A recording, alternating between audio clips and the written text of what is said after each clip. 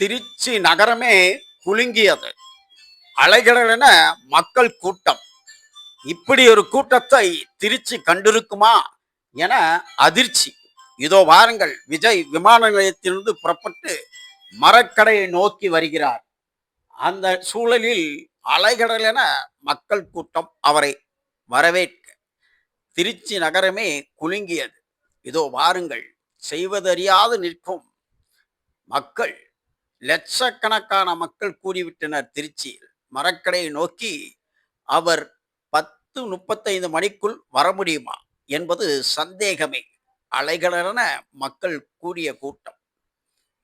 திருச்சி மாநகர் இப்படி ஒரு கூட்டத்தை இதற்கு முன் சந்தித்திருக்குமா என்பது ஆச்சரியமே. வரலாறு படைக்கும் வரலாற்று நாயகனாகிறார் நடிகர் விஜய். இதோ வாருங்கள், அலைகடல் என மக்கள் கூட்டம்